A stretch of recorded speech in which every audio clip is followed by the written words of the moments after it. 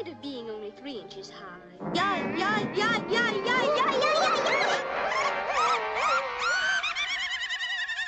Welcome to the Quarantine Collective's ongoing reading of Logic of Sense.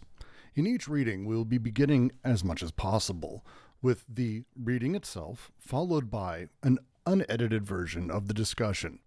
Be ready for us to take various twists and turns, head down a few rabbit holes ourselves, and try to figure out exactly what's going on with the book. Enjoy.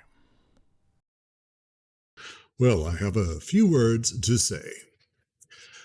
Alice and Through the Looking Glass involve a category of very special things. Events.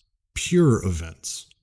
When I say Alice becomes larger, I mean that she becomes larger than she was. By the same token, however, she becomes smaller than she is now. Certainly she is not bigger and smaller at the same time. She is larger now. She was smaller before. But it is at the same moment that one becomes larger than one was and smaller than one becomes. This is the simultaneity of a becoming whose characteristic is to elude the present. Insofar as it eludes the present, becoming does not tolerate the separation or the distinction of before and after, or of past and future. It pertains to the essence of becoming to move and to pull in both directions at once. Alice does not grow without shrinking, and vice versa. Good sense affirms that in all things there is a determinable sense or direction, but paradox is the affirmation of both sentences or directions at the same time.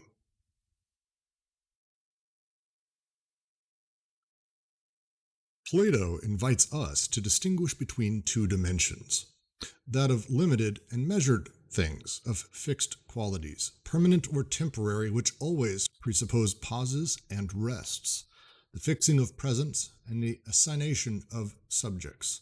For example, a particular subject having a particular largeness or a particular smallness at a particular moment, and a pure becoming without measure, a veritable becoming mad, which never rests.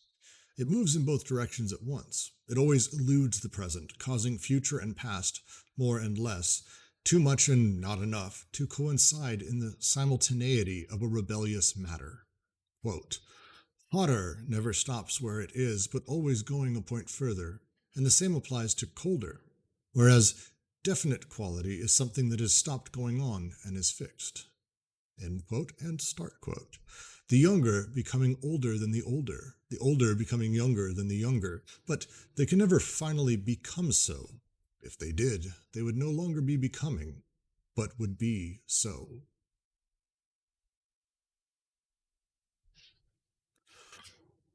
We recognize this Platonic dualism. It is not at all the dualism of the intelligible and the sensible, of idea and matter, or of ideas and bodies. It is a more profound and secret dualism hidden in sensible and material bodies themselves. It is a subterranean dualism between that which receives the action of the idea and that which eludes this action. It is not the distinction between the model and the copy, but rather between copies and simulacra. Pure becoming, the unlimited, is a matter of the simulacrum insofar as it eludes the action of the idea and insofar as it contests both model and copy at once. Limited things lie beneath the ideas, but even beneath things, is there not still this mad element which subsists and occurs on the other side of the order that ideas impose and things receive? Sometimes Plato wonders whether this pure becoming might not have a very particular relation to language. This seems to be one of the principal meanings of the Cratylus. Could this relation be, perhaps, essential to language, as in the case of a flow of speech or a wild discourse which would incessantly slide over its referent without ever stopping?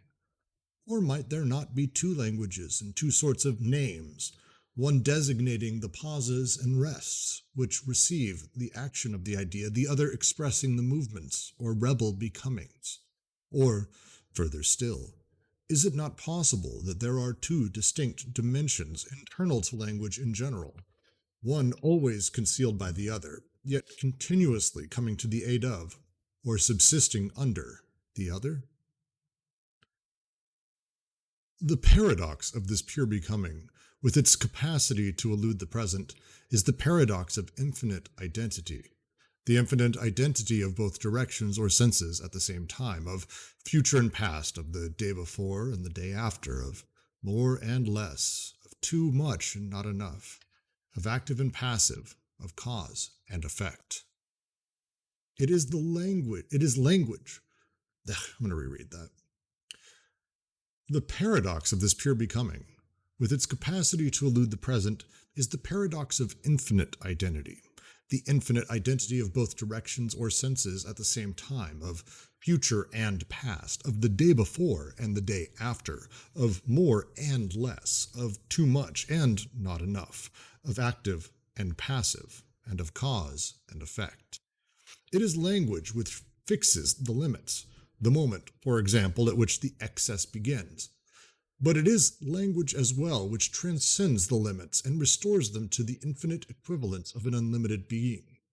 A red-hot poker will burn you if you hold it too long, and if you cut your finger very deeply with a knife, it usually bleeds. Hence the reversals which constitute Alice's adventures, the reversal of becoming larger and becoming smaller. Which way, asks Alice, sensing that it is always in both directions at the same time, so that for once she stays the same, through an optical illusion. The reversal of the day before and the day after, the present always being eluded. Jam tomorrow and jam today, but never jam today. The reversal of more and less. 5 nights are 5 times hotter than a single one, but they must also be 5 times as cold for the same reason. The reversal of active and passive. Do cats eat bats? Is as good as do bats eat cats? The reversal of cause and effect. To be punished before having committed a fault, to cry before having pricked herself, to serve before having divided up the servings. All these reversals, as they appear in infinite identity, have one consequence: the contesting of Alice's personal identity and the loss of her proper name. The loss of the proper name is the adventure which is repeated throughout all Alice's adventures, for the proper or singular name is guaranteed by the permanence of Savoir.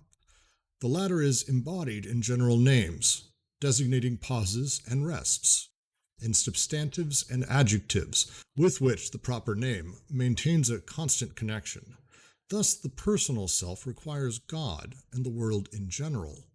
But when substantives and adjectives begin to dissolve, when the names of pause and rest are carried away by the verbs of pure becoming and slide into the language of events, all identity disappears from the self, the world, and God. This is the test of savoir and recitation, which strips Alice of her identity. In it, words may go awry, being obliquely swept away by the verbs. It is as if events enjoyed an irreality which is communicated through language to the savoir and to persons.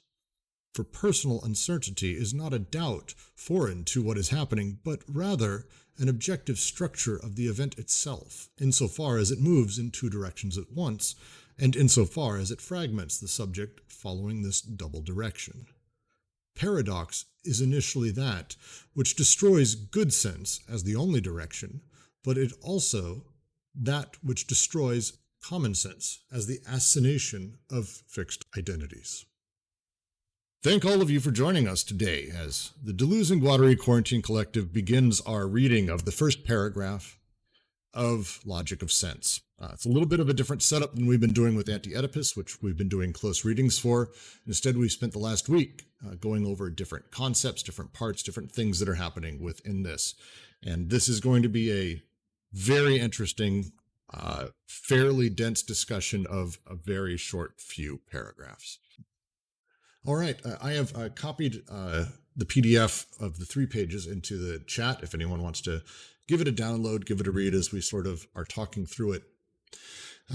As we open into the first paragraph, the first paradox inside of this, the first series of paradoxes about pure becoming, I do want to read the first paragraph, and we'll begin just opening it up because it kind of is just going to explode from there. I'm excited and also nervous. Alice and Through the Looking Glass involve a category of very special things, pure events. When I say Alice becomes larger, I mean that she becomes larger than she was. By the same token, however, she becomes smaller than she is now. Certainly, she is not bigger and smaller at the same time.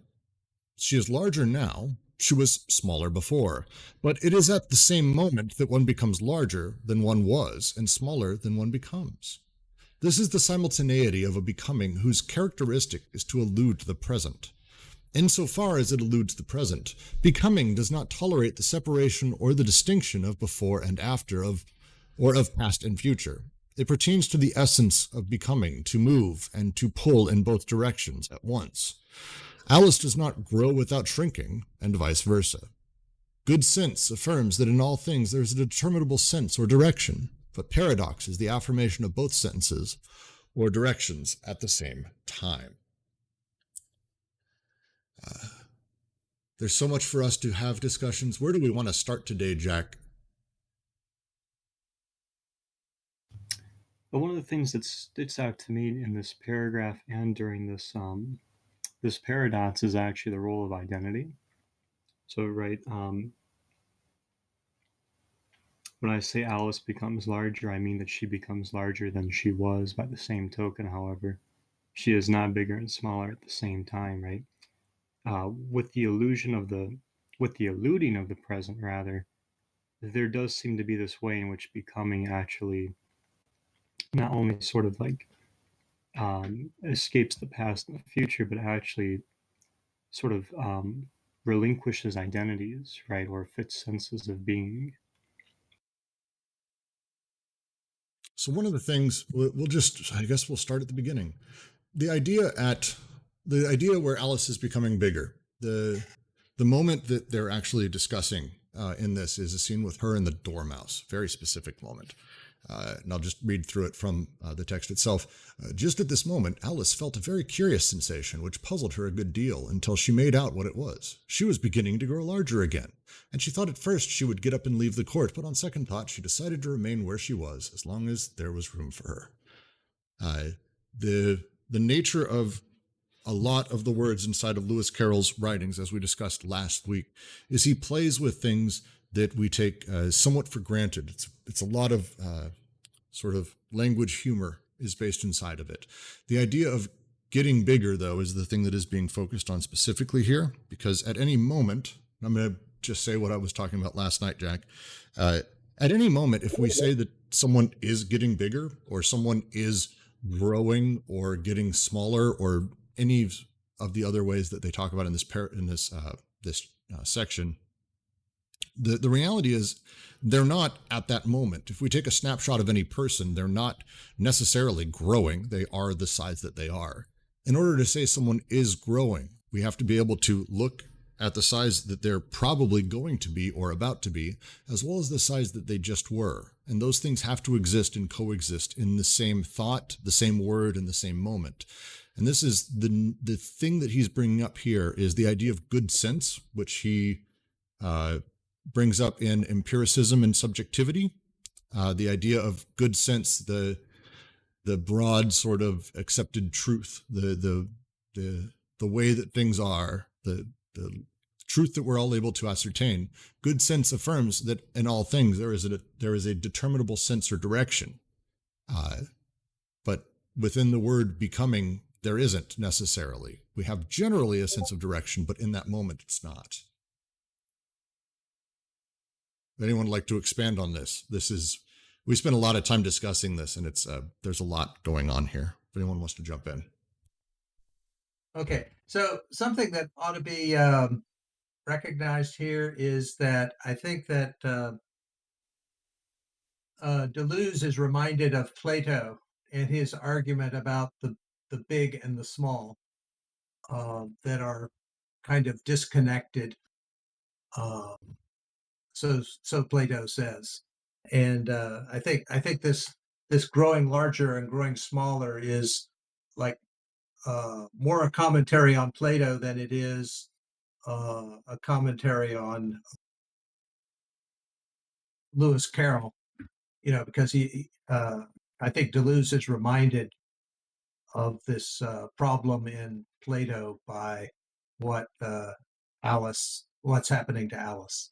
Well, yeah, I think the use of Lewis Carroll here is again the way that it's written and the way that Lewis Carroll goes about a great deal of his stuff is playing with things that we assume. And he's got this little part in here where he talks about these paradoxes of becoming, the paradox between future and past, day before, day after.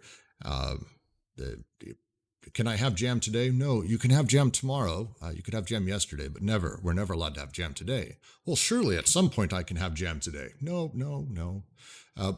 Playing with these sort of the way that words actually operate inside of us. And I think he's using that as a way to critique specifically that Platonic dualism that he mentions a little bit later. If I know, Kent, you have a bit of a background with Plato. Would you like to talk a little bit about the Platonic dualism he's talking about here? Because we spent too much time on this, and I figured I'd just save this for you. I don't remember the argument as well. I posted something in the live reading about it, but I guess it turns up in the Republic, where it's an argument about relativity and saying that something is large compared to one thing and small compared to something else, and it's hard to reconcile the largeness and smallness of something to the other things that it's being compared to. But the kind of key idea, I think, is that that the large and small are separated from each other. They're not connected. I think we need to look at the concept right at the beginning of event. So he's saying that Alice and Through the Looking Glass involves a category of very special things, events, and we need to understand what the word event actually means. And the way in which event is being used here is that it means what happens to a thing, whether it submits to it or undertakes it. So this is an event happening to Alice. She becomes larger. And the second thing I think we need to understand is what becoming actually means. And I would read it kind of following from Kant in a way, in that becoming, there are in the Sophists, there are two understandings of being. One is being is eternal. That means it's unchanging.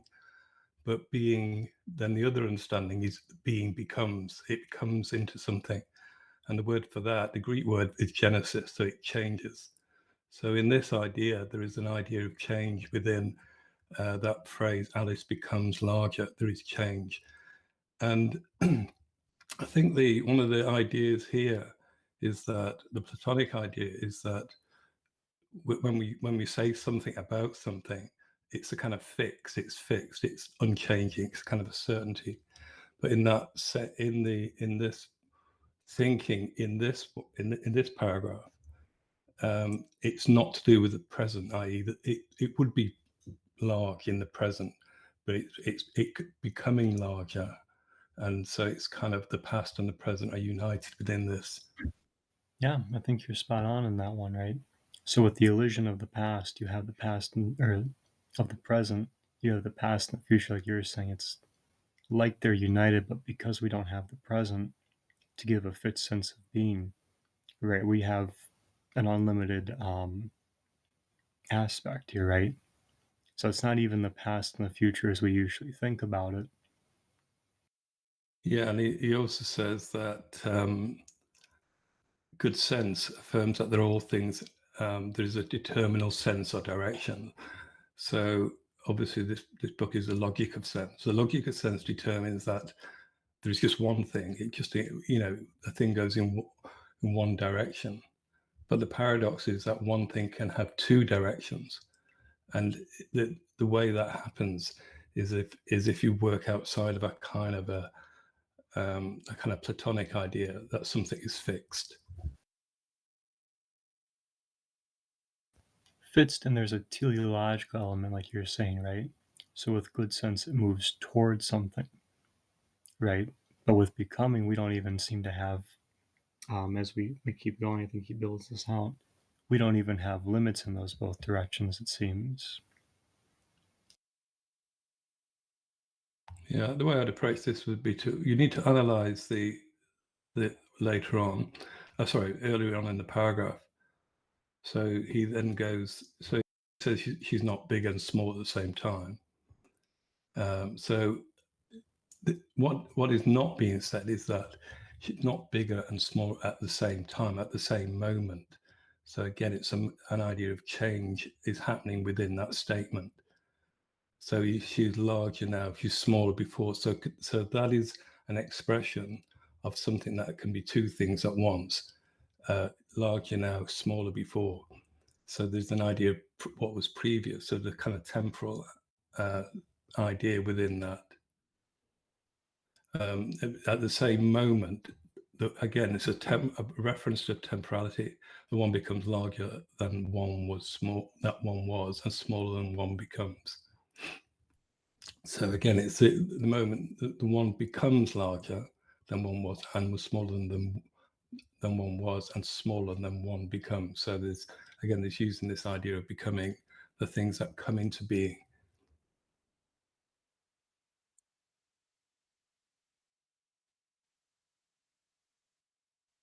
So one of the things we were talking about, I was trying to relate this to one of my favorite books on comics called Understanding Comics. If you haven't read it, I don't think I could recommend it enough for anyone, even if you don't necessarily like comics.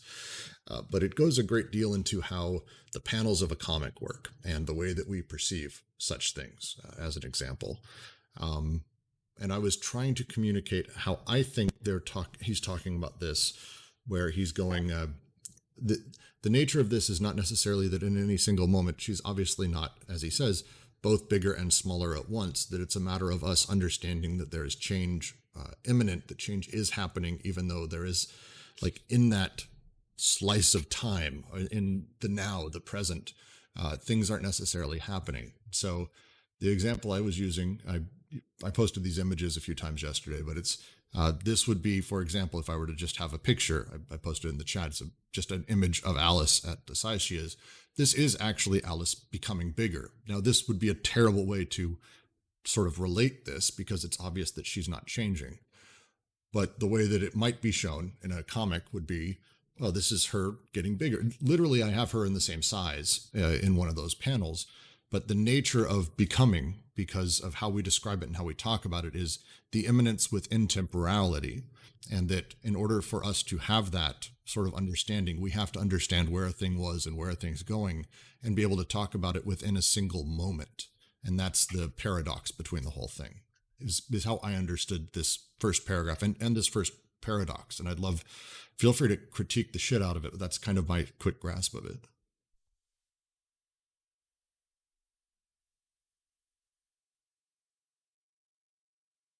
Yeah, I think the basic takeaway from this paragraph is that there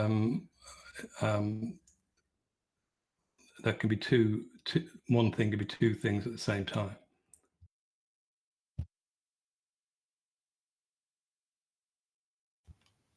Yeah, I'm thinking about. Oh, go ahead, Bill. Okay, thanks, Jack. I just want to bring forth the way that later on in this book, Deleuze will talk about the two different times. And this is connected to Derek's point that there's chronos as one of the times, and the other time is eon or ion.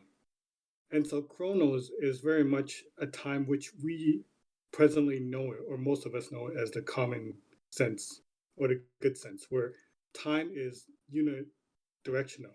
It goes forward, just one way. But ions, it goes both ways. It goes past, one direction, and to the future, the other direction. So in that way, when you think about those two different times, then you could see that Alice can be bigger and smaller at the same time if you look at time through the ions perspective.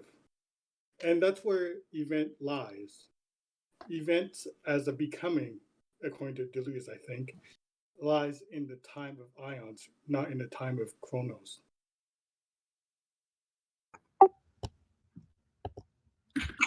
Something else that ought to be mentioned is that if you ever have any movement, that engenders a contradiction immediately. I'd just like to add something linguistic or stylistic that is not totally clear in the English. It's just for the first half of this paragraph. There are 3 times but beginning a sentence where there are only 2 in English, or there's only 1. But at each time, it's as if you have the 2 voices already, although he hasn't made them explicit, of chronos and ion. So in the second sentence, when I say Alice becomes larger, I mean that she becomes larger than she was, but it should begin by the same token. So ion type thinking replies, she becomes smaller than she is now. Then it's sort of modalized. So a concession to good sense, which has a single direction. Certainly she's not bigger and smaller at the same time. She's larger now. She was smaller before, but it is at the same time. So iron talk again, that one becomes larger than one was and smaller than one becomes. And that's sort of conflated into one sentence, a repetition.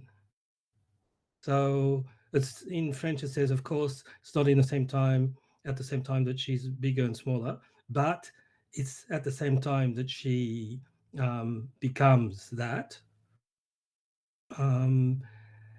She's bigger now, she was smaller before, but it's in this at the same time, all at once, that one becomes bigger than one was, and one makes oneself than one becomes. So the sort of 2-voice structure is sort of blunted by not having this sort of chronos type analysis, then ion type analysis, and then the rest of the paragraph is the more general conclusion from this swinging back and forth between the two ways of seeing an event.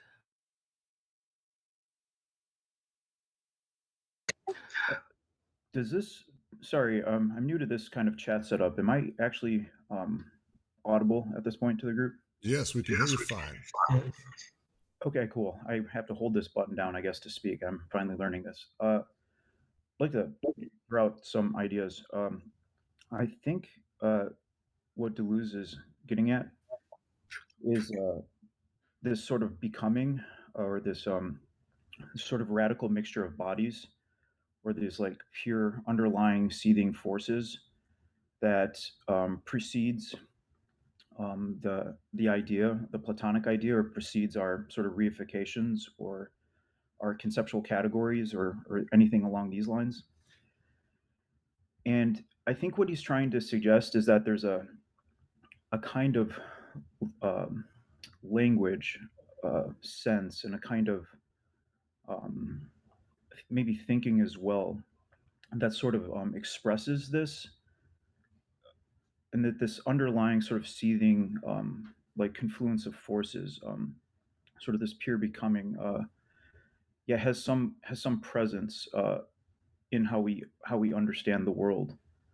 I think with events too, this ties in because I think with events you can never quite pin them down, like to say like what their boundaries are, because the boundaries of an event lie sort of at the crossroads of this like seething body of forces. have, I guess, other thoughts about this, but I gotta continue to compose them. I'll just leave off at that. I really like that. I mean, so to talk through a couple of the things here, we had a request this week to talk through the Platonic dualism here, and to dig a little bit deeper into that, because as Blinding Cyclops was saying, there is a deep reference to all of this. The second paragraph here begins to talk about the kind of two sides, the two dimensions that Plato talks about, that of limited and measured things, fixed quantities, permanent, temporary, an apple, for example, or Alice, and then a pure becoming without measure. The examples he uses here is the younger becoming older than the older.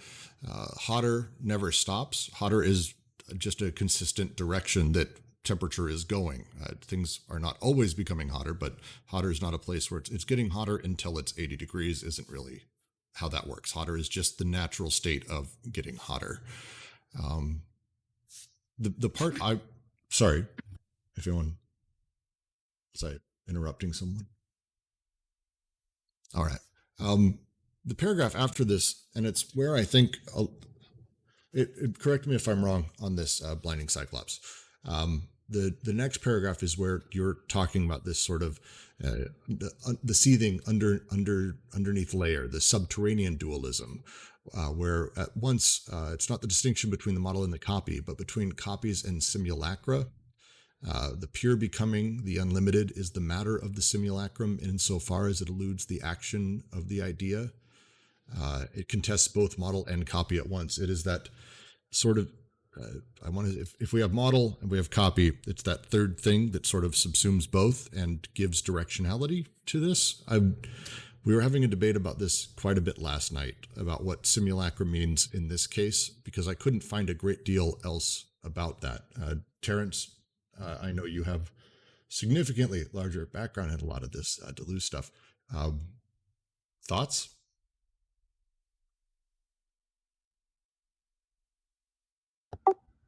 I can say that he doesn't define simulacra very specifically, I don't think, until the end of the 30th series. And I think at that point, simulacra is defined as sort of like he has all this talk throughout the book, like bodies consuming other bodies, and yeah, like the pure forces or whatever. And I think simulacra is always supposed to refer to that, or basically to the realm of pure becoming, where I think model and copy more refers to the Platonic ideas in action. So like the model would be, let's say the form of whatever, the good. And then the copies would be all the particular instances of the good in the world in which you could identify. But the simulacra is something that evades or is outside of that sort of model and copy paradigm. I think the simulacra is all that which can't be modeled and can't be copied, and yet nonetheless has some kind of presence in language. I think through surfaces is what he'll give us, but that's a whole other topic. I think the difference, the simulacrum, the copy, and the copy is a copy in relation to the model. The model is what it tries to copy. Similarly, the simulacrum also, in a sense, tries to copy the model, but without passing through the idea. So this is why it's a simulacrum. A simulacrum basically is something that pretends to be something and it isn't. When you look at it, you think it is what it is, but it's not. And it tries to, in the Platonic kind of system, the idea is what things appeal to. It's what they want to, in Deleuze's terms, participate in. So a copy will participate in the idea, and the idea is that perhaps given by the model. The simulacrum would like to participate in the idea, and but it can never do it because it can never go through the idea, and therefore, what the aim of the Platonic kind of system of ideas, according to Deleuze, is to, this is a kind of a vague quote from Deleuze, is to imprison the simulacrum at the bottom of the ocean. So the simulacrum is always the kind of, what shall I say, the very negative thing within the kind of Platonic system. It was the thing that interests, by that very fact, it's the thing that interests Deleuze. There's a really good, I think, in the Plato and Simulacrum sentence. The simulacrum is built upon a disparity or difference. It internalizes a dissimilarity. This is why we can no longer define it in relation to a model imposed on the copies, a model of the same from which the copy's resemblance derives. If the simulacrum still has a model, it is another model, a model of the other from which there flows an internalized dissemblance.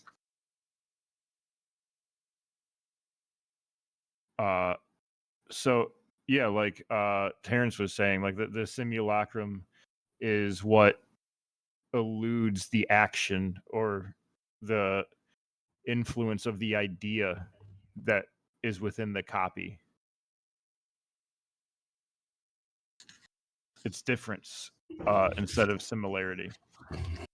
Yeah, exactly right. Yeah, and in paragraph 2, it lays out these two things. So that number one, what Deleuze calls the two dimensions. Number one is the dimension of the copy, the ordered representation of the idea, whereas number two is the dimension of the simulacrum, and what he calls the veritable coming mad, which has no boundaries, which never rests. It moves in both directions at once. This is, as he says in paragraph 1, this is the essence of becoming, is to move and pull in both directions. And the kind of reference at the end of paragraph 2 to Plato's Philebus, it's the notion of intensity, which is another very important concept within important idea within Deleuze. So things have intensity. So heat is not a fixed. So things can get hotter or colder. It's not a fixed thing. So it has movement within it, within its concept, hotter or colder, both of them. One thing that ought to be noted is that in Plato's Sophist, the sophist is more or less described as a simulacrum, and that comes from its participation in non-being. If I could read the definition at the end of the 30th series, I think it's quite good and succinct. I also like what was just said about the simulacra participating in non-being. I would, I think, agree with that. That's a cool tie-in with the sophist. So yeah, Deleuze writes, for this reason, we have opted for the word simulacrum in order to designate the object of depths, which are already no longer natural objects, as well as the becoming which corresponds to them and the reversals by which they are characterized. The depth is a term, or depths is a term that is going to reoccur throughout the text, and that yeah, I think again like refers this like underlying order of that escapes like I think pure intelligibility. I think we express it. I think we have some kind of awareness of it, but I'm not entirely sure how intelligible it is. I like the idea of relating it to pure difference, like in the difference in repetition sense, or I guess you guys are also interested in Buddhism and Deleuze and how they tie together. I would link it to Nagarjuna's concept of emptiness, and sort of the lack of identity that persists on that level of emptiness. Terrence, I know you were trying to get a word in there. I'd love to. No, I agree with everything that's been said. The only thing that I could add is that Deleuze here is doing what several people at that time started doing, combining the reference to Plato with a reference to Kossowski in literature, and Kossowski developed the idea of the simulacrum a lot, that he took from, I think, medieval theology, which were used the simulacrum as a way of deprecating the pagan idolatry, that the statues were sometimes treated as sort of copies or resemblances of the gods, and sometimes they were treated as the actual gods. The statues were worshipped, and that led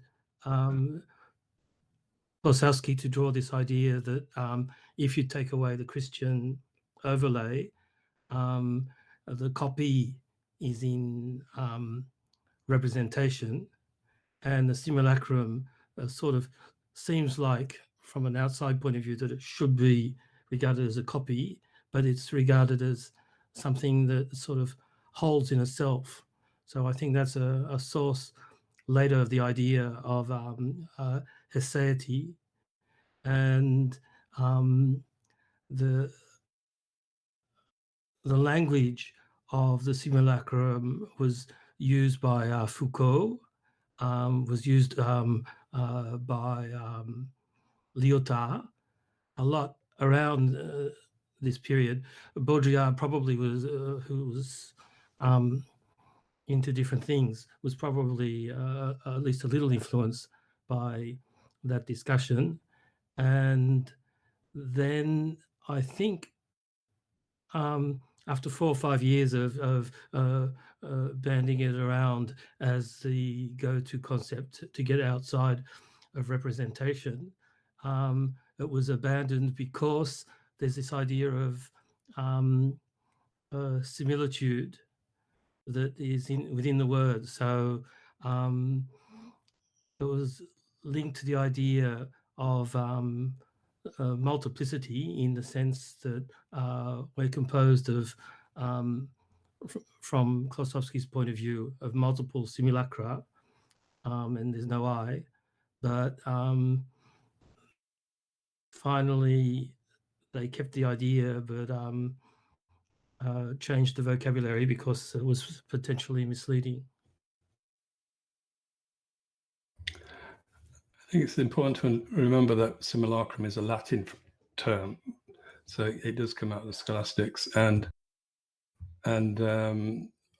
one way to understand the way in which Scholastic thought, they said basically man is a simulacrum of God, and this is a kind of Platonic reading. It kind of gives a good idea of how the simulacrum, the actual word that Plato uses is eidolon. But the simulacrum is the term used in the Scholastics. And he says man is a simulacrum of God. And what that means is that he kind of looks like God, but he's not God. He cannot achieve the idea of God, the essence of God. Therefore, on the surface, he looks like God. So man is made in God's image, but is not God. Therefore, is a simulacrum of God. I think it would be worth just a second, because again, we had the request. Webcam parent, can you take just a moment and do a refresher on forms, just quickly, since you volunteered in the chat? Yeah, I think that's what they're sort of reaching for here, right? In that there's all normal everyday things or whatever, like an apple, and then there's the ideal form of the apple, like the Platonic form of the apple. Well, he would call it the ideal form, right? And we would now call it a Platonic concept, but obviously that's like a modernism.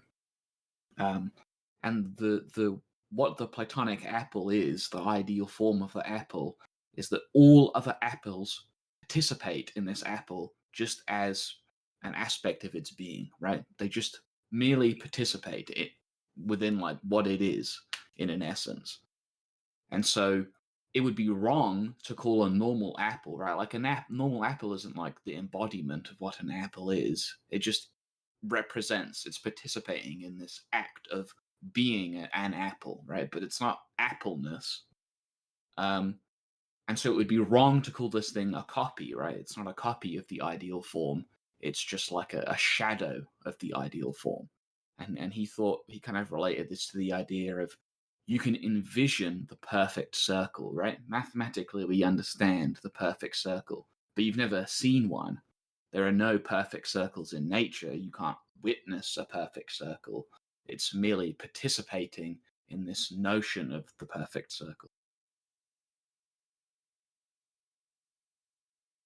And maybe that's the distinction here between a copy and a simulacrum, right? Is that it's not actually the ideal form.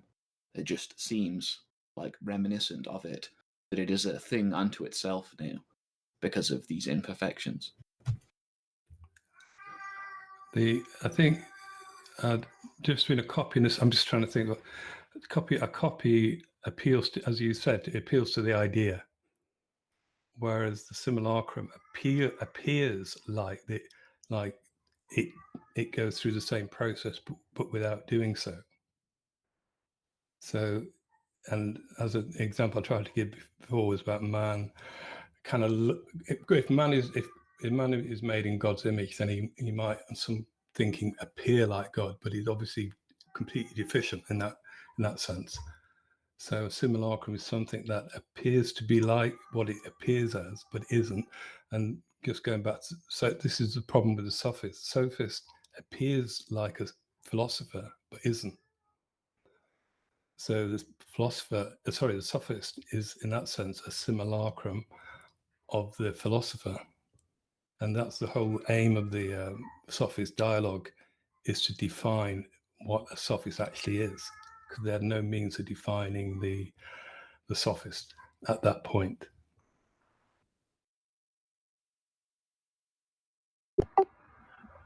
I think another comparison to Plato, even though it's not present in the text that Deleuze wrote, is to the Timaeus. I guess I sort of associate this this pure becoming and this simulacra with the chore, or the chaos, that he talks about in the Timaeus, more than I think I associate it with, say, like the sophist's nothingness or non-being. Even though I think there is an interesting dialogue or conceptual play to be had of that. I think also, like, Deleuze's use of chaosmos also points to Plato's chore, or chaos. But I think one difference might be where Plato, if I understand him correctly, acknowledges the chore as sort of off limits to our conceptualization and to our understanding, like just completely and totally, almost in the same way like Kant says of the noumena, just totally off limits, can't understand it, don't even bother.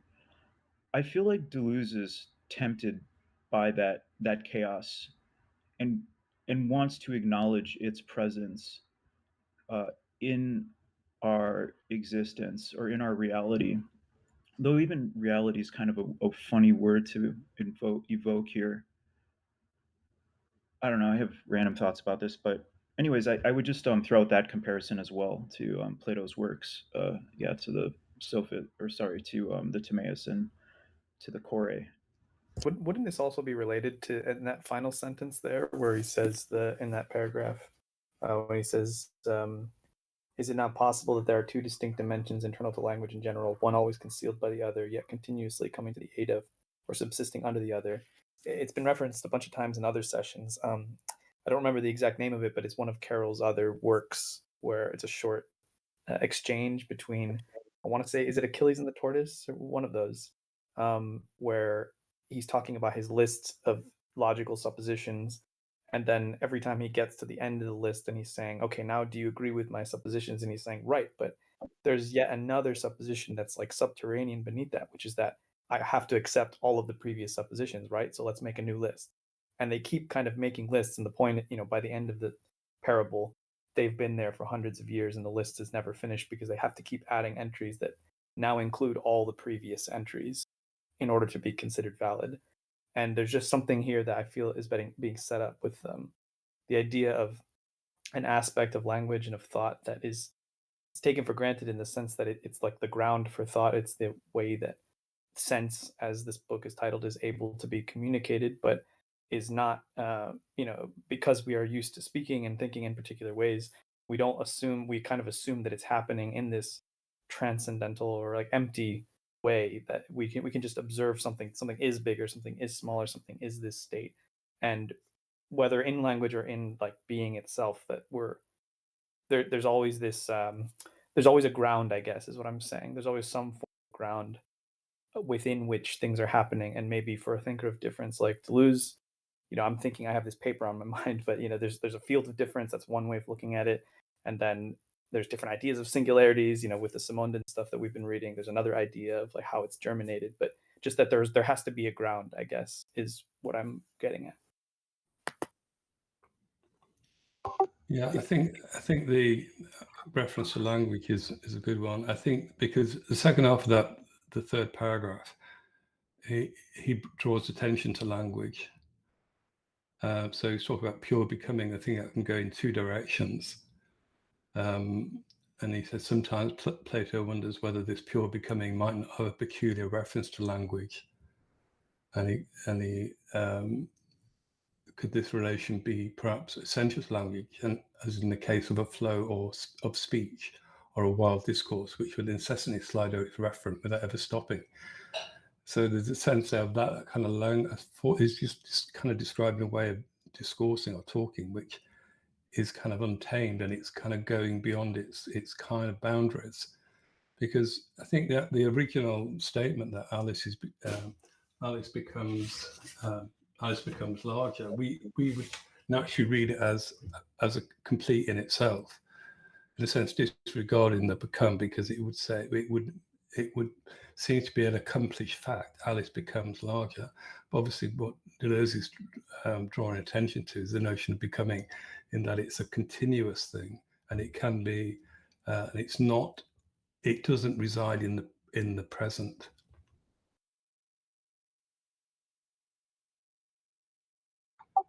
In the third series, he, I think, fleshes out that statement at the bottom of the second paragraph. I think one of the things Deleuze ends up arguing for is that, language has this dimension of sense, and that, as he'll frame it, that's not oftentimes acknowledged. He'll use this phrase throughout the book: denotation, manifestation, and signification, as three, sort of like the three obvious, or maybe the three like taken for granted aspects of propositions.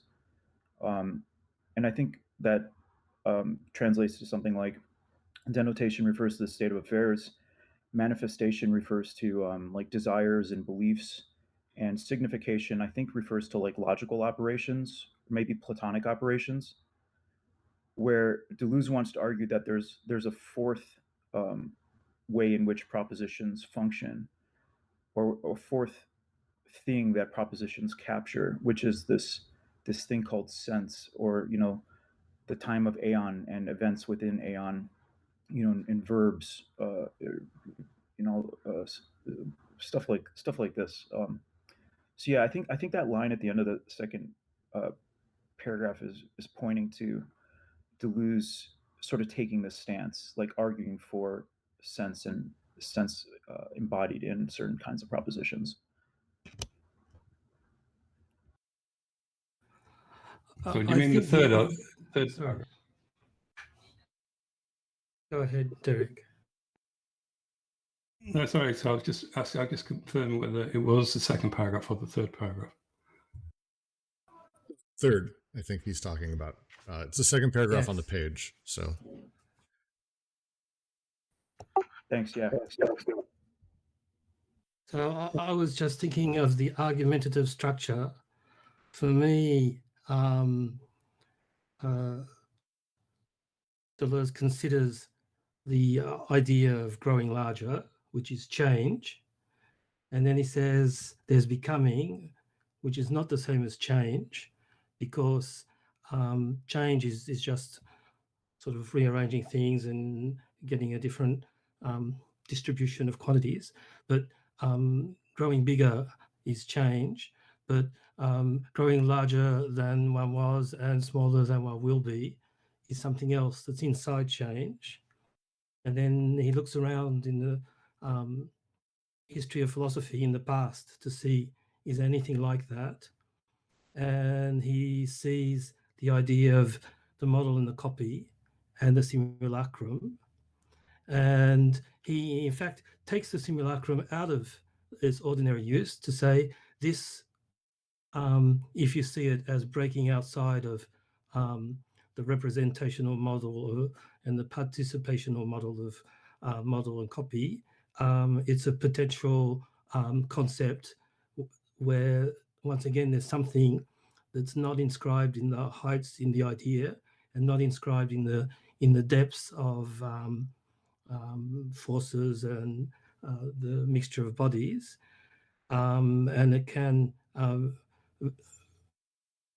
be valid in itself. And then there's a sort of a deepening of the hypothesis of the relation to language in 3 steps.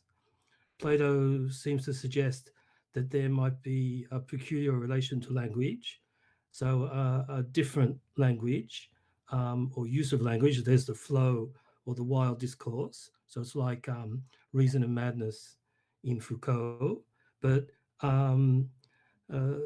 deeper than that, or more satisfying, is the idea of 2 different languages within one language. So it's the stops and the movements, so it's the nouns and the verbs.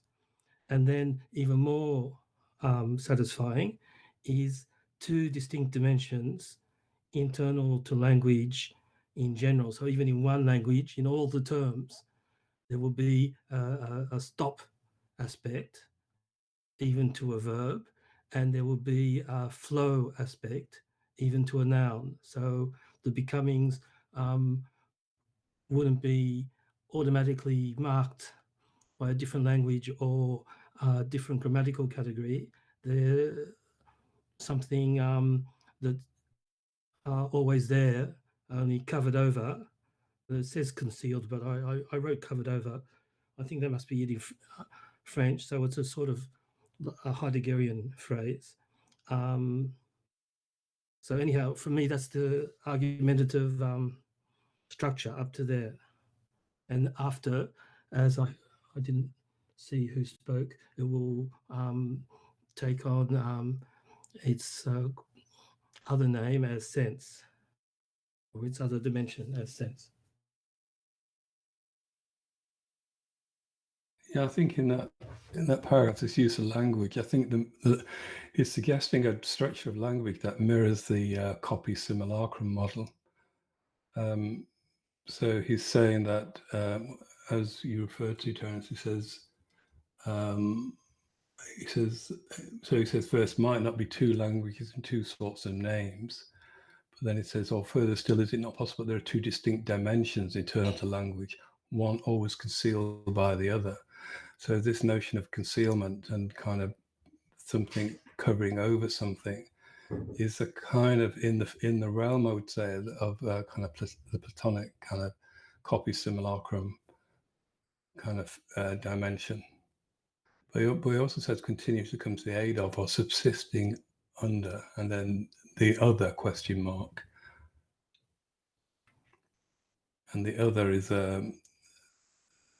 an important term within, just going back to sophist, actually, an important term within that. Now the other is the other one. So the flowy language is concealed and comes to the aid of and subsists under the other language, which is the stoppy language. I don't think he's talking about the other in the sense of alterity there. He's talking about one language subsisting under the other language, or one dimension subsisting under the other dimension. Yeah, but they're not the same. So one must be other to the other. They're not the same. So, but he's looking at a kind of relationship, which I think is interesting.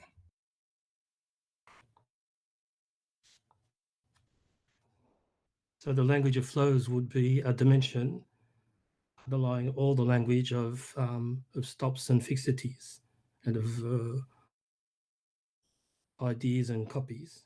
There will be the language of flows and simulacra under.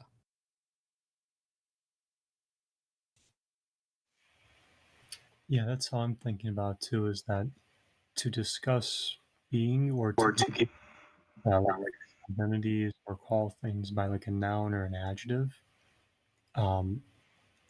that's only possible through that other aspect of language, which is what's getting out with flows, right? Which is going to be your verbs and actions that make events possible in language, right? So there's like the sense of them, if we tie it back to like objects and that.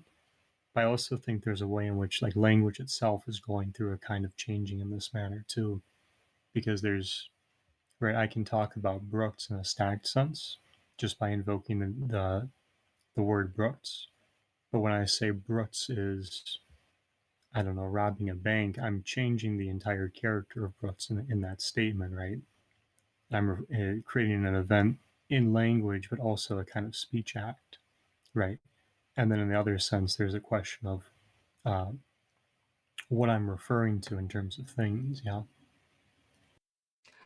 I would have thought that the distinction between nouns and verbs as being stops and becomings is just a preliminary distinction, and that after you would get that even a noun can contain a becoming in it. So Brooks began the talk all today, but he did it in his own special way. So he was Brooksing, and other people could go around Brooksing if they could have that sort of particular configuration of intensities within a moment. So Deleuze later will say it's the infinitive, but anything can contain an infinitive inside it, not just a verb. So I think that's the significance of the third hypothesis. You've got a special relation to language. You've got two different languages, including two different grammatical categories inside language, one designating stops and the other designating movements. And then even more continuing the analysis, within each main grammatical category at least, there will be the two dimensions in each word, both dimensions in a noun, both dimensions in a verb.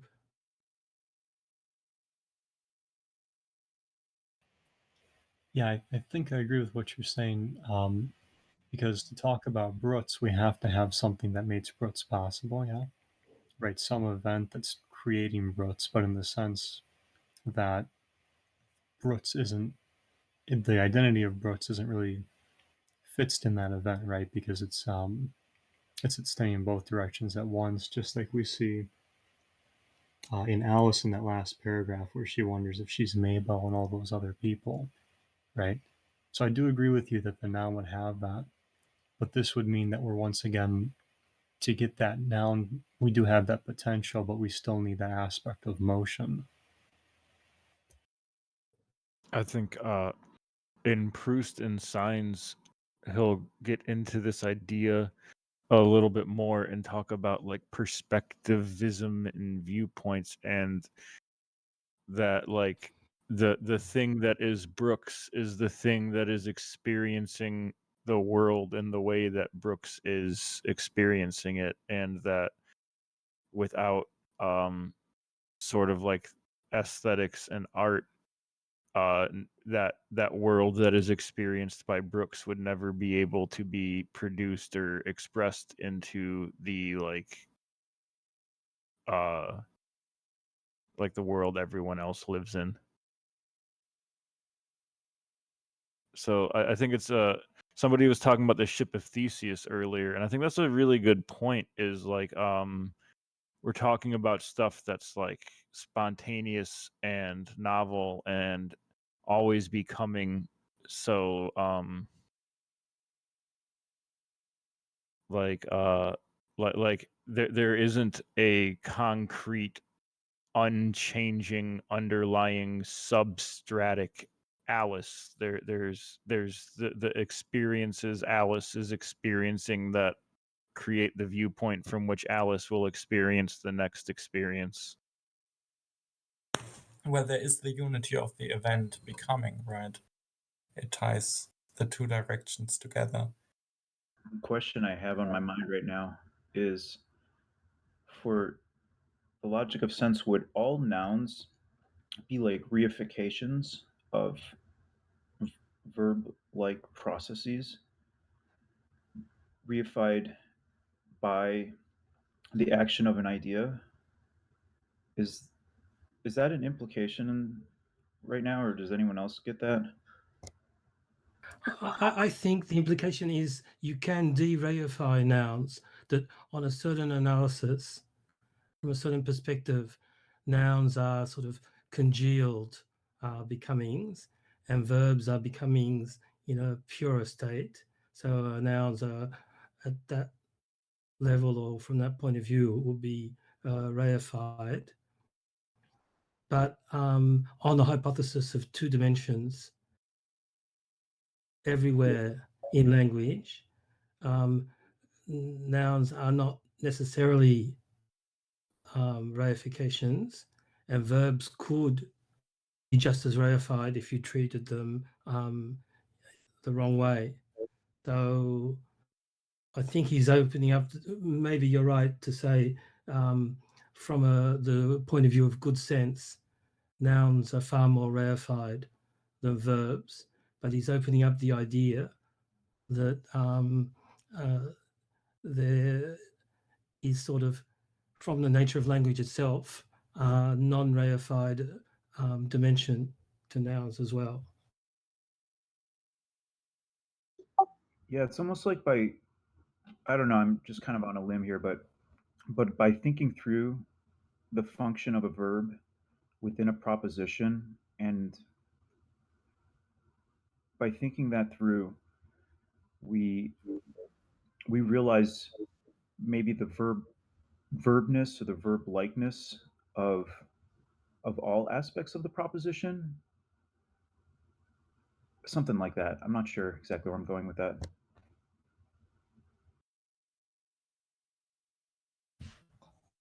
The ideal for Deleuze, the ideal state, in the sense of the ideal, ideal, virtual, is the infinitive.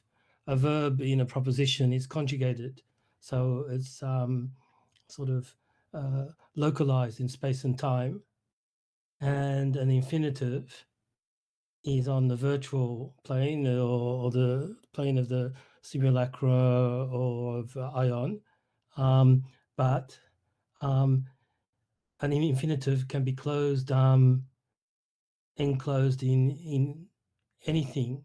Of course, an infinitive, in a way, it can function like a noun. It can be the subject of a sentence. In French, they don't have as much the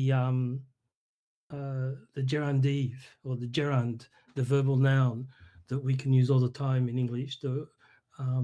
That's one way of taking a verb and making it be able to be a subject or an object of a conjugated verb. But in French, what corresponds to the gerund most often is an infinitive.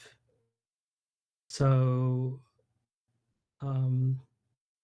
Deleuze later treats that as sort of the paradigmatic instance of the event, or the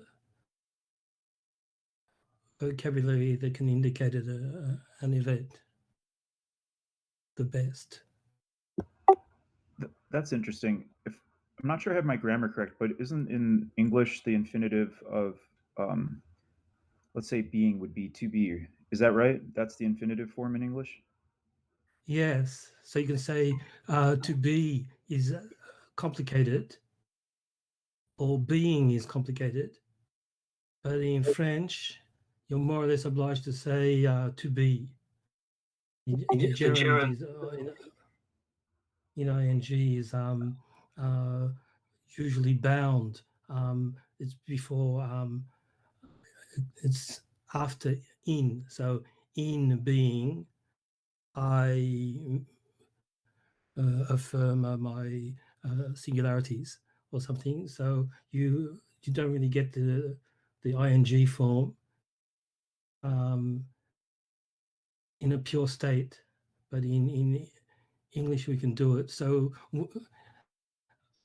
our language is more complicated from that point of view to say what inside the noun can indicate the event. But in French, it's the infinitive. To eat hurts more than it doesn't, or to eat meat hurts more than it nourishes. For example, so to eat is the subject of the verb. And it's at the same, so it's got a noun behavior because it could be a subject, and it's still a verb because it indicates the action of eating. So this is interesting to me because, yeah, reading like Deleuze's thoughts about the infinitive, at least in English, that didn't make as much sense to me because the infinitives actually seem kind of flat and sort of static. But what you're suggesting is that in French, the infinitive form of a verb has almost like a in English progressive verb form to it. So like an ing. So like the gerund would be sort of inherent in the French infinitive version of a verb. Is that right? I guess so, because although that's not the main idea, but I guess so. It has all that in it because there's just the infinitive as the main form. It's a verbal noun. So it has a notion of progressivity or duration inside it. It's not automatically a point. Right. The word, if I were to say I walk, that's the infinitive. Generally in English, they're present. It's the present tense of the verb very commonly. And when I say present, I mean the direct present, not I am walking, which is an intentional, but I walk. And walk obviously is a verb, but it's also more of a noun. It's the natural state of the infinitive. So there's a motion to it and a progression inside of the word itself. There's not a lot of them we use because it's kind of awkward. I know I walk, I'm conjugating. The word walk is the point there. Thank you very much, Alyosha. Walk is the thing. So if I walk, you walk, to walk, whatever it is, that has intentionality and direction behind it instead of just being purely now, which is sort of a frame state, a point in time. At least that's how I understand it. I guess my inquiry is leading me to ask if the French language is more appropriate for expressing the dimension of becoming in the infinitive form of the verb than English. I'm wondering if English, with its infinitive verbs, makes them more static than the French infinitive of the verbs. You may be pushing it a little there. Strictly in English, you should be talking about the bare infinitive without to.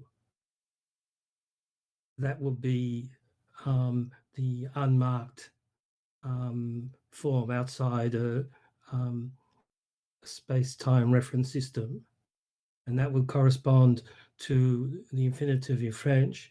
There is a base form in French, but you'd have to take off an ending. So to walk is the infinitive with to. Walk is even more spatio-temporalized. In the linguistics that I've studied, the linguistics of enunciation, which is close to a form of linguistics that Deleuze used, once you get to that despatialized, detemporalized form, it's closer to the concept and not its actualization. So it's closer to the virtual form. In French, to walk is marcher with ER at the end. And if you wanted the equivalent of a bare infinitive, you have to assassinate the word and truncate the ER and just say marsh. So when you're being really linguistic, you can do that. But because it's an entire word, marcher, that has the to and the walk in it, is that more reified or is that more virtualized? Could argue either way, I think. I think it might be useful to look at the paragraph on page 2, the second paragraph, because I think there is a reference to the infinite in here, and obviously the word infinitive refers to something without end. And at the beginning, he gives a kind of definition of, so this first thing we're reading, first section, is a paradox of pure becoming, and which he kind of defines it. It says that the paradox of pure becoming, with its capacity to elude the present, is a paradox of infinite identity. So I think the question you were asking about the ability to express becoming kind of depends on what you mean by becoming, I think. And I think he's started to talk about what the actual meaning is. So he talks about the paradox of infinite identity. And so becoming has these two directions within it, the future and the past. The infinite identity of both directions, or sense at the same time of future and past, of the day before and the day after, more or less, of too much and not enough, of active and passive, and of cause and effect.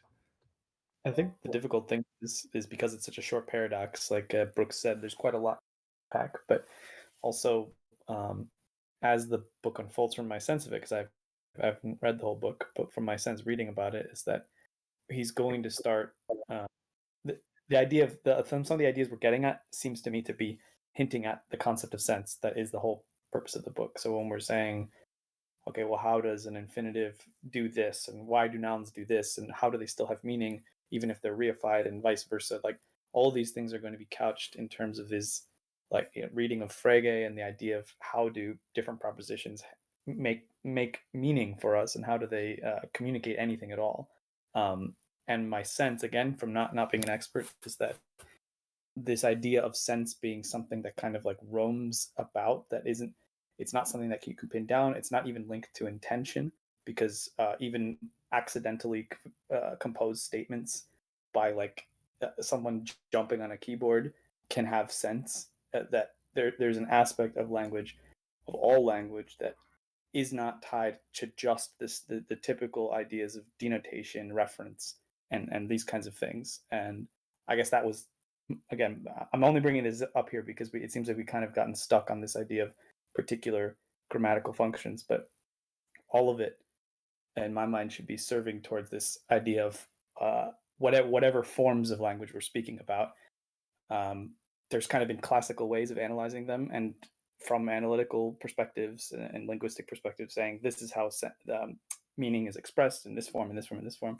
But he's saying there's always an excess of that, and there's always an excess that can't be pinned down, and that is revealed in paradox, because you start to realize what the missing term is, the third term or whatever it might be, that grounds, that makes language and meaning and communication possible. There's always an assumed thing, but in a way it is nonsense because it can't be pinned down.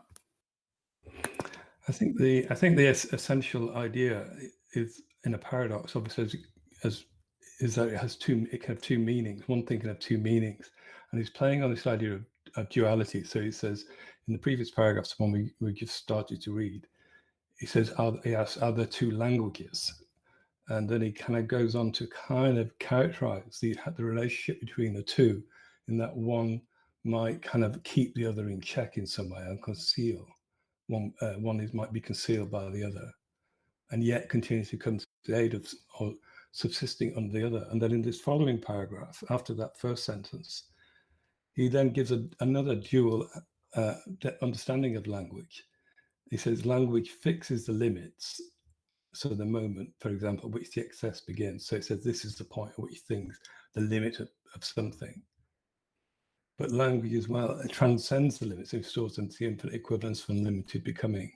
So language has these two aspects, is that it gives a limit to something, but it also allows something to transcend the limit. And again, this is these two ideas of language that he's mentioned in the previous paragraph.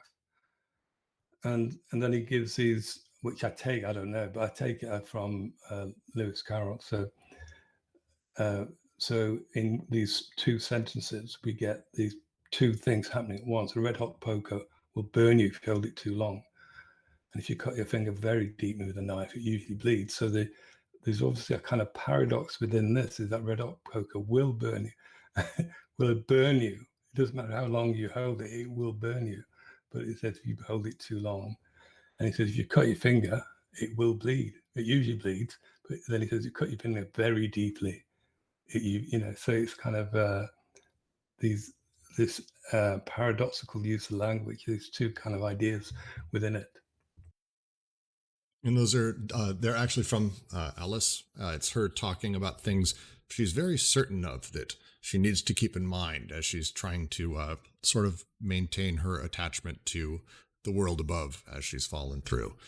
So that's like her going, I know these things. A red hot poker will burn you if you hurt it too long. If you cut your finger very deeply with a knife, it usually bleeds. These are what she knows. And that's why it's interesting that he couches those, because that's the moment that she's talking about, where it's in that moment, she's utilizing them to define and fix the limits, yet inside of it also it transcends them. It's a really great example of that.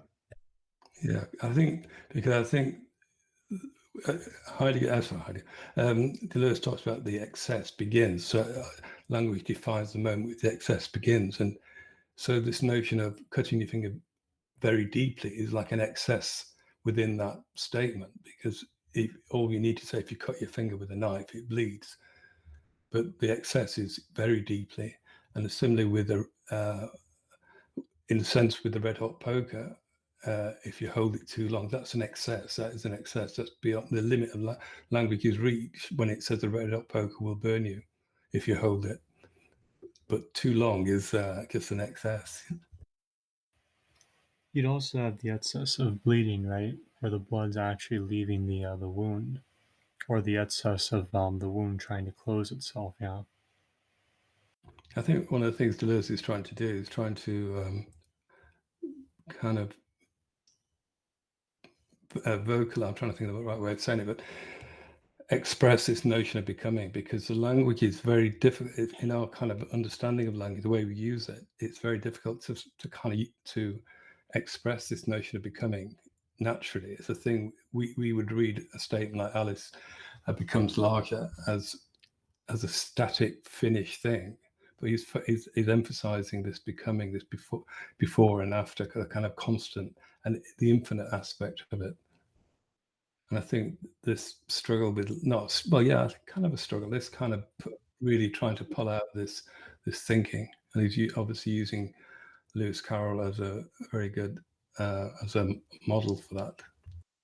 Well, and he uses them, and as the final paragraph talks about, all the reversals that he mentions in this second to last paragraph ultimately have one consequence. Alice throughout, now really all of both the books, but definitely inside of Alice in Wonderland, she loses her identity throughout. She falls down the rabbit hole.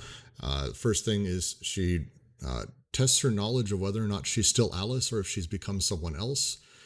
The white rabbit calls her other people. The caterpillar asks who she is. She's unable to answer. She feels that she has changed several times since that morning. Everyone, it seems, inside of this place is susceptible to. Members of the jury are forced to write down their names or they'll forget them. It's the nature of Wonderland, is that we have everyone seems, for the most part, to have this sort of flowing, uncentered sort of identity. And it happens again through the looking glass multiple times as well. She's told not only that she may not be human in that actually, and she forgot her name, but that she's actually only in a dream. In the dream of the Red King. So it's I would love to sort of have a conversation around why this reversal contests her identity overall. The phrase he uses, the loss of the proper name is the adventure which is repeated throughout, for the proper or singular name is guaranteed by the permanence of savoir. This is a thing I have a tenuous at best attachment to and understanding of, so just would love to get some thoughts on that. Can I interject on the translation of words? Well, first, it's quite astonishing that suddenly everyone knows what savoir is meant, so you can put it in a translation and it's okay. In French, nom, N-O-M, means both name and noun, the grammatical category. So proper name, do we say that? In French, to distinguish a name from a noun, you say nom propre. So it's strictly a name. But proper name, why not? So the loss of the proper name is the adventure. Well, she no longer is sure if she's Alice or not. So that seems correct. For the proper or singular name is guaranteed by the permanence. There, I think it's wrong. I think it should read for the proper name or the singular noun, even if it's the same word in French. The latter is embodied in general.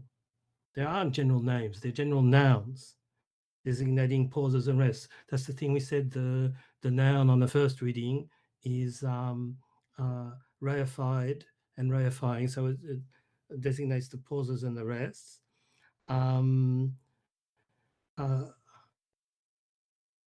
With which the proper name maintains a constant connection. So the proper name is in constant connection with nouns and substantives and adjectives and properties. And when the substantives and adjectives, or the nouns and adjectives, substantive is the same as a noun for me, begin to dissolve, when the names of pause and rest, you can consider that a noun is a name of a pause or rest, of which the extreme case is when it's a proper name of someone.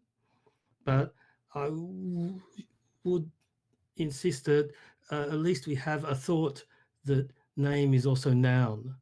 So when the nouns of pause and rest are carried away by the verbs of pure becoming, that seems to fit, that it's more nouns than names. And what does it mean when the nouns are carried away by the verbs? It's when the verbal aspect or the verbal dimension of the name is uncovered or comes to prominence, that you're not going to speak a language of pure verbs. That would be horrible. But that's why either you regiment language and you get rid of the nouns and the stops. That's one of the hypotheses you considered. Or you consider the language itself already has both the pauses and the stops and the flows. And you, by your style of talking or writing, you give more prominence or more primacy to the becoming aspect of all your words. For me, that's how the substantives and adjectives dissolve. They all take on an infinitive aspect, but you can't go all the way because we do exist in space and time. Infinitive is less than infinite extension or prolongation. The infinitive is outside the finite space-time localization of things and mixtures of things and changes.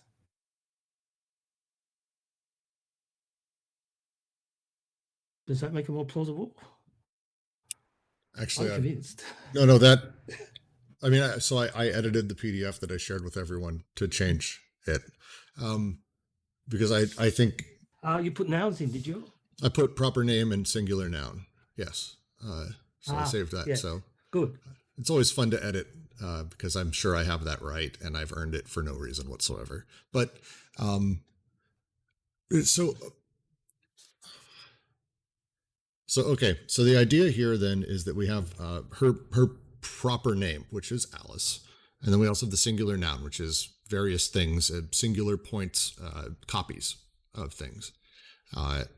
The state as we start entering into of pure becoming, which Wonderland is 100% just consistent becoming. Things never are. It's a joke that things exist statically in there, because they do not. Everything's either on an eternal return of its own, or is constantly morphing and shifting into something new, becoming a game of this or a courtroom of that, and then shifting in and out, and nothing is static. The more that happens, the personal self requires God in the world in general, but when substantives or adjectives begin to dissolve, when the names of pause and rest are carried away by verbs, all identity disappears from the self and the world. This is the test of Savoir and recitation, which strips Alice of her identity. I'm still not personally making the connection between how identity is connected to, let's call it the static items, the proper name, the proper noun, the things that are more transfixed in time versus becoming. Obviously name, I mean, like Alice's name, yes, but that, like, stripping Alice of her whole identity, we're talking inside of the books, significant layers more beyond just her name, obviously.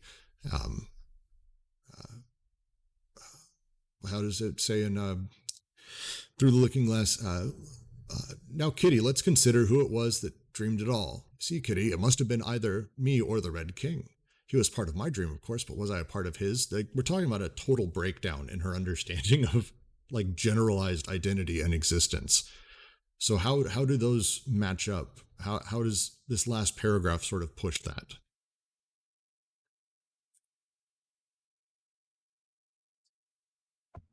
I can hazard an answer. It's not going to be everything. I really like everything Terrence has said tonight. I feel like it's so eloquent. I'm just gonna put like a dumb pile in front of you all, and maybe there'll be something here to pick apart. Welcome. This is how I feel every day. All right. Well, I feel like I'm in good company at least. All right. So I'm going to use myself as an example. My name is Rich. When I think of myself using my name or introduce myself, hi, my name is Rich. It seems to me like I'm giving like this name, this noun, and a certain kind of conceptualization associated with it, but one that is in some ways misleading. And I think what Deleuze is suggesting is that underlying this name and this noun and this identity is again, all these sort of forces, right? So like, and then these forces are portrayed or expressed in the verb of a proposition. So really, I think what I am is something like speaking and breathing and staring at my computer and sensing the chair that I'm sitting on, and sort of a variety of processes and expressed as verbs that I am then presenting as if a single unified bundle when I introduce myself as Rich. But really, again, underlying it is all this other stuff. And I think Alice loses her identity in a similar way, though of course it's not a perfect comparison, I don't think, because Alice is a fictional character and I'm supposedly a non-fictional character, or whatever. I'm flesh and Alice is symbols on a page.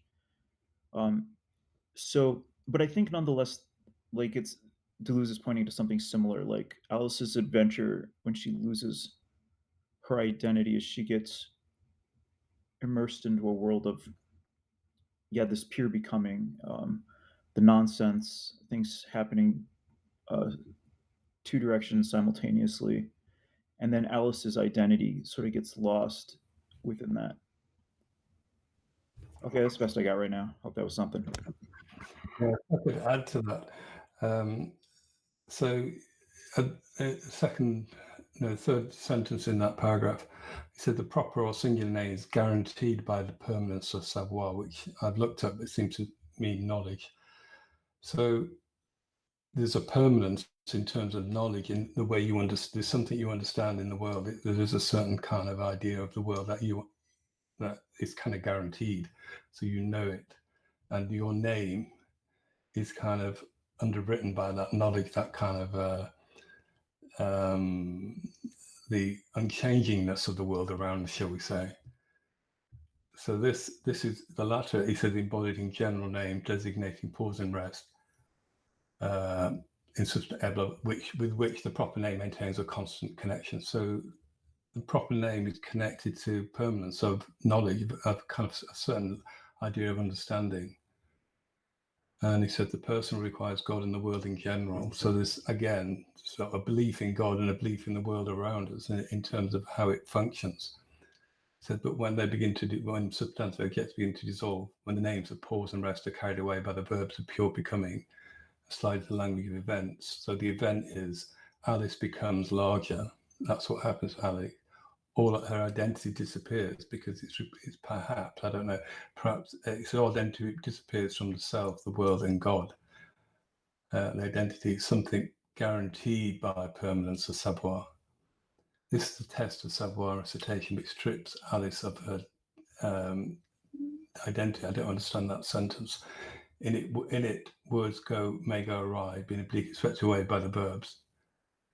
It is as if the events joined an irreality, which is communicated through language to savoir and to persons. So there is a connection between this sort of knowing and this kind of becoming. Is it to say another way? I know we're bringing up now later works, but I mean, we just finished a year of AO, so I get to bring up AO a little bit. This feels a little bit to me like the idea of the self, the noun, the proper name being a static representation, in sort of that sense that, as life is a series of becomings, as life is constantly a process, the more we embrace that, the more we understand that things are a process, the less we're able to deal with direct statics. And as he ends, and it's the final sentence, I think, kind of goes along with this. How does he say it? Paradox is initially that which destroys good sense as the only direction, but it is also that which destroys common sense as an assignation of fixed identities. This idea of the nature of becoming an event, when fully understood, destroys good sense, the idea that there is a singular truth direction as the only direction, but it is also that which destroys common sense being the widespread understanding that truth exists. The way we have it, the way we've kind of hashed it out, a wonderful piece I saw written on it says, common sense is the mean by which good sense applies universally to all thinking subjects. We're led to believe by the image of thought that two or more thinkers, provided their capacities for thinking are capable, will always arrive at the same solutions. Again, everybody knows, because to know is to recognize not only one's own sense of what is correct, but the general distribution of correctness of a given thought. Deleuze is not a fan, by the way, of good sense or common sense, I'm pretty sure. So the idea here is that this natural state of becoming destroys fixed identities, whether noun or name. I think we are in a state of sort of certain fixedness, I'm trying to think of the right word for it. In our relation to the, as he said, the world and God, there was a certain understanding we have that we carry around with us, and that our name, which perhaps is our identity, is guaranteed by that, our identity. But the sentence before the one you just quoted, he says personal uncertainty. So this is this sense of the injection of certainty in relation to oneself. Personal certainty is not a doubt foreign to what is happening. So happening is, I would take as a kind of reference to becoming. So is not a doubt foreign to what is happening, but rather an objective structure of the event itself. So it's part of the event. The event is what happens to us. Insofar as the event, which is becoming larger or smaller, moves in two directions at once, and as far as it fragments the subject following. So the subject is fragmented in this double direction. So this is where the loss of the proper name kind of comes from, because the proper name relies on permanence and certainty, whereas the idea of becoming does exactly the opposite. It kind of splits in two and goes in two directions at once, and it fragments the subject following this double direction. And it goes on into that sentence you just quoted initially, that which destroys good sense as the only direction. So the paradox, we have this sense that there's only one direction to go in, there's only one meaning, but it is that paradox destroys that good sense. It's then that which destroys common sense. So the common sense is looking in the other direction. It kind of gives fixed identities to things. It makes as though this you are Alice, or you are whoever you are, So I think that sentence has got two directions in it, I would say. I think I can justify why he uses the French word savoir, which sort of ties into this discussion. In French, you've got two words for savoir, two words for knowledge, savoir and connaître. And because we're in a context where we talk about Frege and sense, we can talk about Bertrand Russell, who, to capture that distinction in French, talks about knowledge by description and knowledge by acquaintance. Either you know facts and you have representational descriptive sentences to capture the identity of someone, or you know someone because you've met them or you see them often.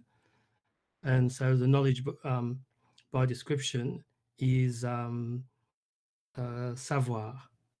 So that's the sort of representational knowledge where you can know all about someone, their properties, their relations, and so on, whether you've met them or not. So maybe it was for purposes of clarity, whoever it is, that they, Constantin Boundas, Mark Lester, and Charles Stivale, okay, so they stuck a French word in without really explaining it. And in French as well, bon sens, good sense, it's sort of straining things a bit. Usually you translate both words, bon sens and sens commun, as common sense, but the good sense is, I would say, if I had to give a sort of a feeling of the difference, good sense is what is obvious once you think about it, and common sense, the French equivalent, is what everybody knows. So they're very closely tied, but they're not the same thing. So the common sense is sort of like the knowledge by description, the academic or not necessarily academic, but knowledge not based on direct experience. And that's the knowledge that assigns everyone their place in the world, and they're defining or describing properties. On a good sense, I guess my understanding of his use of this phrase is basically synonymous with cause. And so with that last line, I'm thinking like, you have units or objects bound by identities in a cause and effect relationship passing forward in time. But I think Deleuze is essentially trying to undermine that when he establishes the meaning of sense, and that it can't rely on identities, cause and effect relationships progressing forward in time, that he's pointing to something else. I'm not sure if that works or not, but that's how I've been thinking about it. And I'll just add another thing. I guess I think of him using the phrase common sense in sort of the this sort of like standard, almost like idealist philosophical fashion. The idealists are always undermining common sense and putting in, in their place, like kind of the idealist philosophy. And I think I don't know. My read on this is that Deleuze is riffing off the phrase common sense and saying goods, using good sense as like a riff off that, again, to express causality. So my understanding of it is that it comes from, specifically here, I would have to say, since this was written contemporaneously with difference and repetition, I'm going to probably go with the way he talks about it in that. In that, it's very much that good sense is, let me use it in a phrase, that boy would go to college if he had the good sense to know what he should do. That idea of good sense is this appeal to what is the godly real truth. His critique of it is sort of in line with Nietzsche overall, but it's the idea of like that there is a such thing as a good sense. There's a North Star that we can follow morally. That's good sense. Common sense is instead a secondary term that sort of works to obviously assume that there is a good sense, but applies it colloquially to a large group. So instead of the appeal that good sense has to the godly or the ideal, common sense is the appeal to large numbers. So someone says, well, if you would do that, it's just common sense, is the appeal wrapping good sense inside of this larger thing that it was saying, well, this is what everyone knows. Everyone knows such a thing. I mean, don't be a fool. So there's this slight different change there. And his critique of both, obviously, is pretty significant. He's not a big fan. But it's those are kind of how I think he's talking about it here, because again, that's how he refers to it in DNR.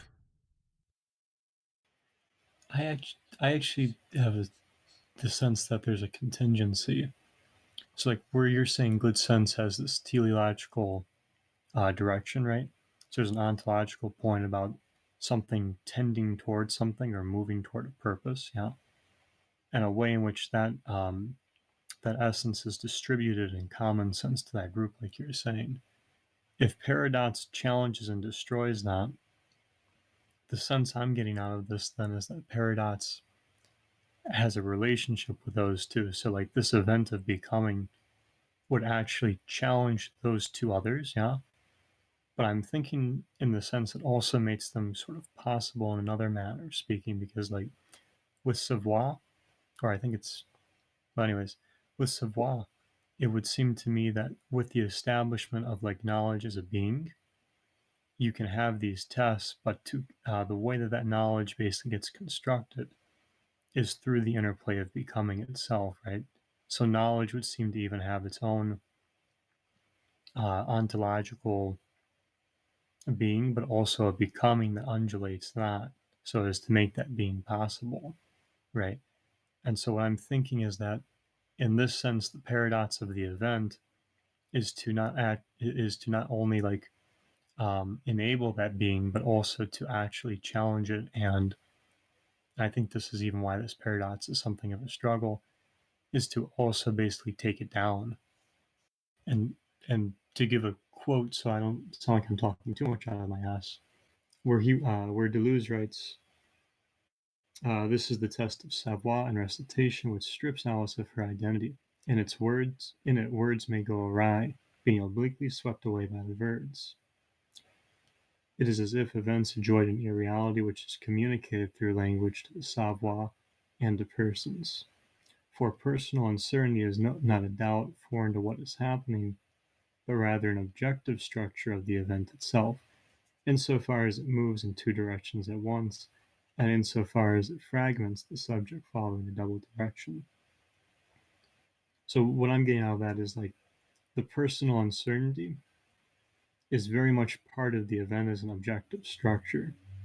So right, with the sense of becoming, moving in two directions as once, right, objective, or rather the personal uncertainty is contingent on that. And I think there's a way in which common sense and good sense have this role in relation to pause with those events to try and sort of resolve that in a manner of speaking, right? So as a solution to a problem. but then there would still be the problem of the event and the becoming that continues, right? So once you have the erection of common sense and good sense here, but you also have paradox not only making that possible, but also knocking it down so as to change it, which I think is basically what the simulacra would do. I think I get that. I could be wrong.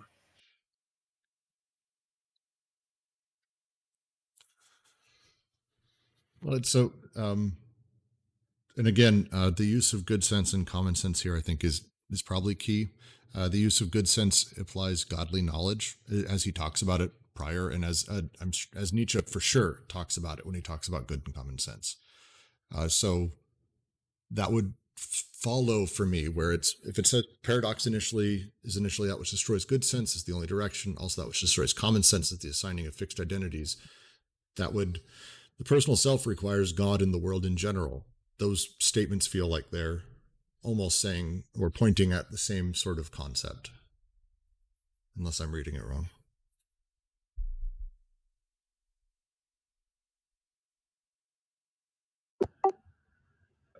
For me, this brings up what does even mean by world and God, because those terms aren't immediately transparent. I'll throw out a possibility. I think what he means by world is the state of affairs, and I think what he means by God is something like logic, mathematics, or like necessity or something like this. If that's true, it's harder to see how that. Well, I don't know. I mean, maybe that does help connect to good sense. I'm not sure.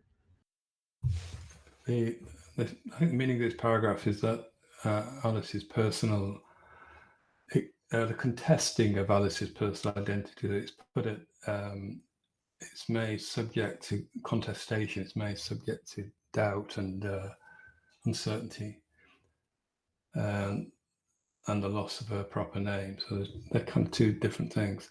But he said the personal self requires God in the world in general. I guess the way I read that is that obviously God is this kind of super temporal, super natural thing, and the world is a thing, the world, the natural world around us. So in a sense that is everything that might be. But I said all identity disappears from the self, the world, and God. So when the substantive and objects begin to dissolve, when the name pause and rest are carried away by the verbs of pure becoming and slide the language of events. So when that happens, when Alice is subject to an event, i.e. becoming larger, this this certainty given by nouns and adjectives, I'm reading it kind of literally, disappears. So there's no certainty, I would say. That's what I'm reading there. This is a test. No, this is the thing that I think the next bit, test of Savoir and recitation, which strips Alice of her identity. That's kind of, for me, puzzling. But it's so it's a test. It tests it. Savoir. It plays the role of the caterpillar. And that's the scene he's referencing, to just state it out, because actually I think Alice might say it best. The caterpillar looks at her in a languid, sleepy voice. "Who are you?" said the caterpillar. Alice replied, "I hardly know, sir, just at present. At least I know who I was when I got up this morning, but I think I must have been changed several times since then." "What do you mean? Explain yourself." "Well, I can't explain myself, I'm afraid, sir, because I'm simply not myself, you see. I don't see. I can't put it more clearly, for I can't understand it myself to begin with, and being so many different sizes a day is simply confusing." So I think put very nicely is how I feel right now. And then there's the test of recitation. Recite, "You are old Father William." And she gets it wrong, supposedly.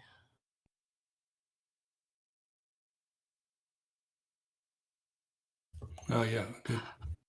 I can't help feeling that there's a sort of reference to Kant as well. I even think it's in the title. the paradoxes of pure becoming. It makes me think of the critique of pure reason. Of course, there's the becoming in the depths. It's not pure, and then he's getting the becoming of the surface.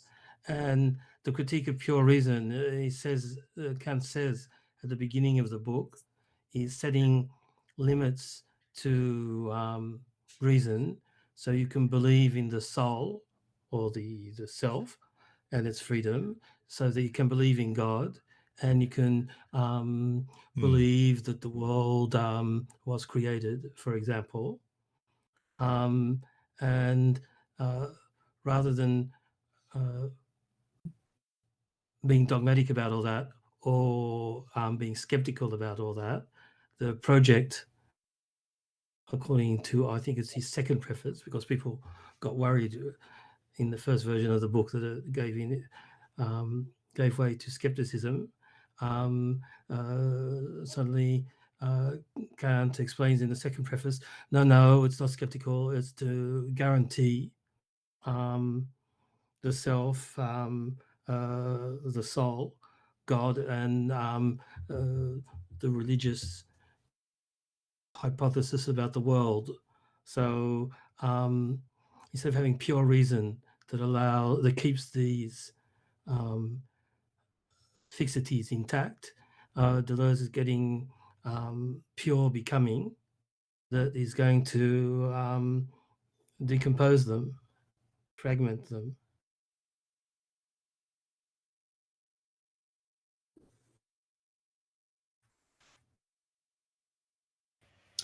Well, this is kind of what I'm getting at, because you bring up the poem, which I think is, I think that's a really important aspect of understanding language for this book, but also in like the Cratylus, where Socrates and his friends are actually talking about just the way in which shifting letters, or what I would call punning, changes the way words function.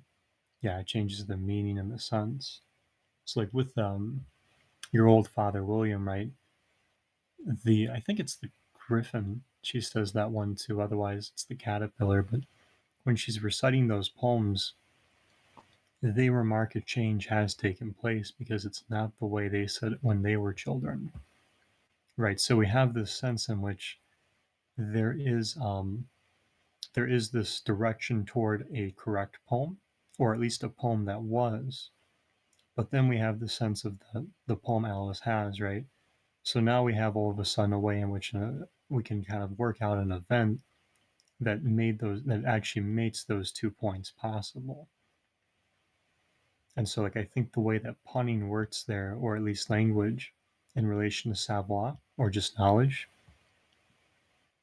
since all of us speak English in this group, but few of us speak French, I think the relationship there is then that savoir would, or like to be epistemic about it, like there's a way in which knowledge is supposed to test the fixed being of things, but to do so, that test actually has an event itself, which is the way in which personal uncertainty has this role as an objective structure, such that we have to wonder now which is the correct form of the poem, right? And so then you construct something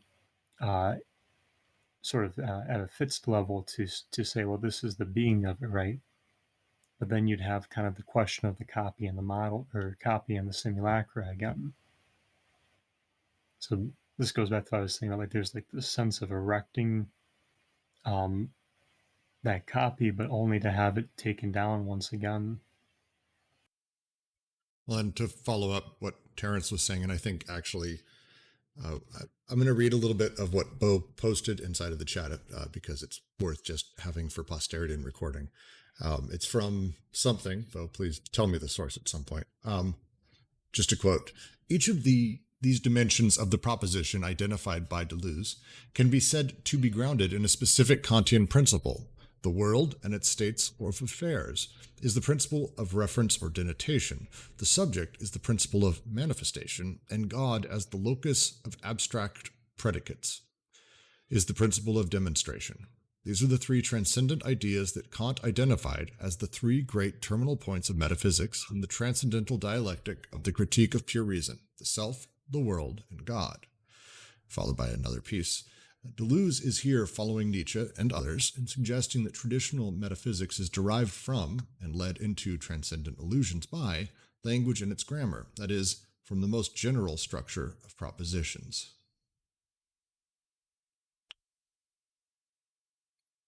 I don't have access to that link, Bo, so I can't see what it is. It's an article by Daniel Smith. I'll just find a link to it that's within our channel.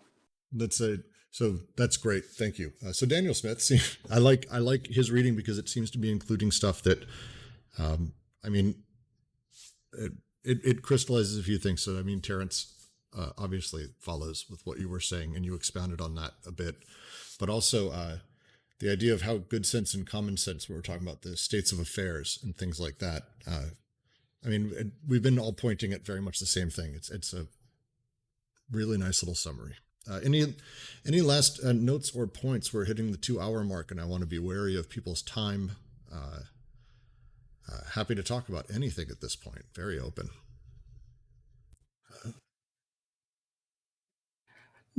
Just on the expression personal uncertainty is has two meanings that he brings out by the rest. You can begin with a person and say the person is uncertain about something. So that's what he says is not a doubt foreign to what is happening. In the French, it's external to what is happening, but it's the same thing. Or you can start with uncertainty and say that it includes even persons. That's almost a quantum type idea. And that's where he says it's an objective structure of the event itself. So the person can be an identity or an event. Just a follow-up question to Terence. With the person as a event, do you feel like he goes into that or explores that connection, like in the latter part of the book where it starts kind of getting psychoanalytical, or do you feel like he explores that elsewhere in the book? I think he explains it before. Sorry. No, that was you. It was you. That was me. Oh, okay. I think he explains it before. I don't like the psychoanalytic stuff at all. I'm hoping with you I'll get reconciled with it, but I don't like it. But he explains it in Difference and Repetition too, and that's the take on the person and personal identity that comes up in 1,000 Plateaus as well. So, but I think he does there when he starts talking about singularities and the different geneses.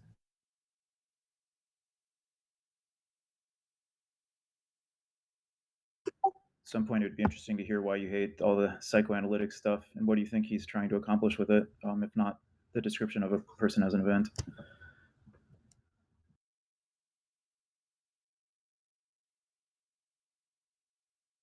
Well, I think he goes beyond, but probably it's the same thing in Difference and Repetition. He was trying to express himself in a fairly structuralist, reworked over by a differentialist perspective. Here, he sort of rejected a lot of that vocabulary, and he's using the radical edge of psychoanalytic vocabulary and ideas, and trying to express his system in those terms. So I think he gets the idea of he's very happy to find the idea of the infinitive in La Planche. And then later he'll find that that vocabulary can be superseded with Guattari. So he is true to himself, if you want. He's self-identical by being very different from one book to the other. All right. Well, with that, I think I'm going to go ahead and close out the recording and thank everyone for joining us today. Be watching for a new CryptPad link tonight, as well as a new PDF for the next series. And we will continue work on this. This was really great. Thank all of you for joining. It was really, I now have so much more to think about. I love this book. So thank you all very much.